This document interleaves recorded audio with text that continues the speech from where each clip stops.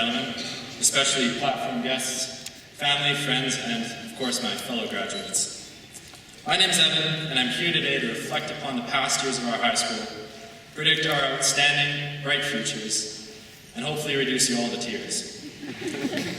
I would like to start by saying that this is a huge, huge honor for you all to be here listening to me.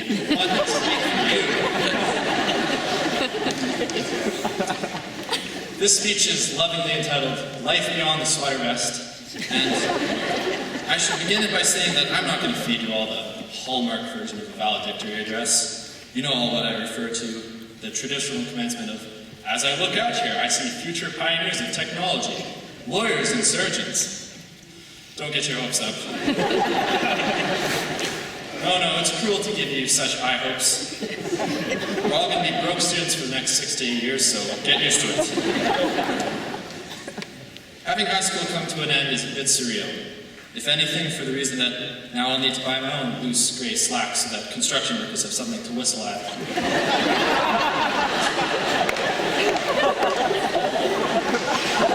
More importantly, it accurately and concisely ends for what has been for most of us 3, 6, and for some even 12 years of education at Rundle. Throughout those years, we have created special bonds with the physical campus, the teaching staff, and undoubtedly each other. Admittedly, when I began writing this, it's difficult to encapsulate just what Rundle had been to me, apart from a place to go and worship Mr. Houck every day. And a place that says there is no excuse for speeding in the parking lot. It sounds like a challenge. I like to class to a big community, our diversity being our strength, and I would like to say that it has been a privilege to be part of this community for so long. We all know the warm, safe, familiar feel of our Rundle sweaters. You know, 40% nylon, 60% cotton, and pre-washed in the tears of school children.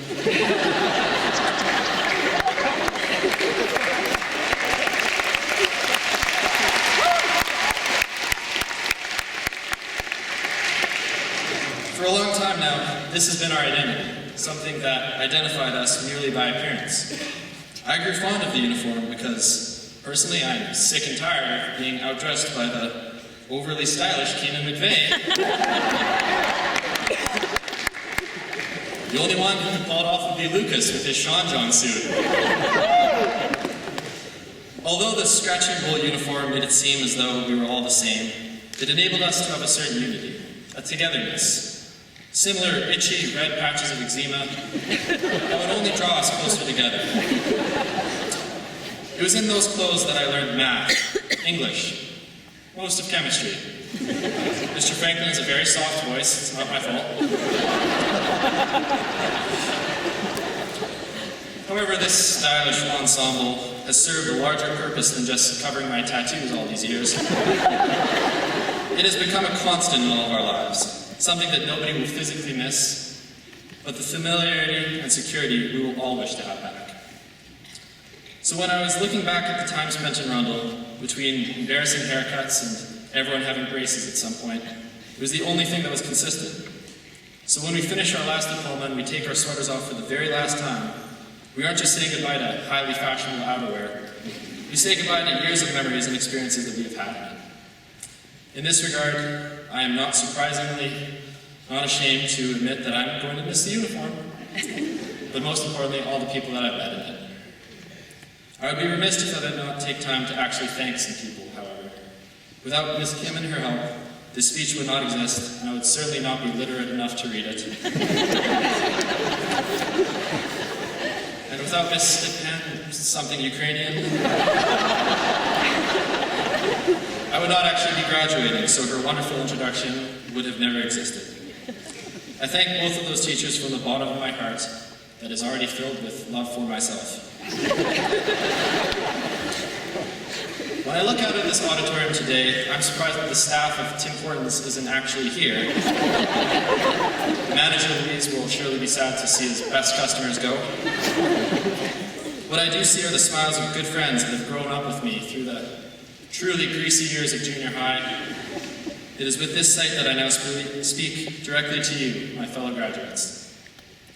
There are 77 of us graduating today. I feel as though I barely know some of you, something that I regret. I also regret knowing far, far too much about some of you. For example, nobody should ever be comfortable enough with someone to ask, "Bro, yogurt doesn't have an expiry date, right?" To hear the answer is, "You're fine." The good folks at YoPlay would not do that to you. You are all lucky to see Josh here today, and not in his natural habitat of the West Side Gym. I'll be surprised if he doesn't try to bicep curl his diploma.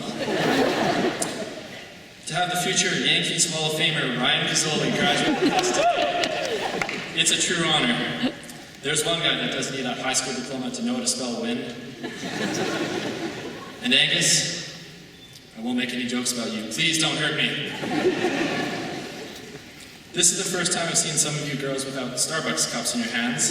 I'm a little weirded out that you are able to sit still for so long. Yeah, resting heart rate. It's weird, isn't it?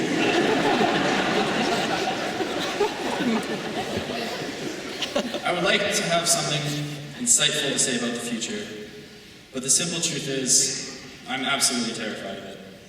I have no marketable skills, reading gives me a headache, and I'm not a particularly hard worker. I put the fun in fundamentally incapable.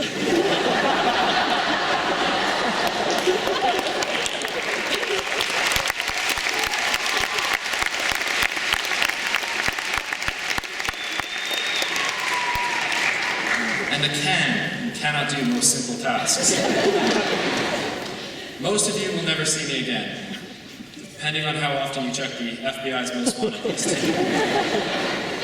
Although I've established that many of you are much more talented than I, and thus amplitudes more qualified to give this advice, my final and only partition of wisdom is this.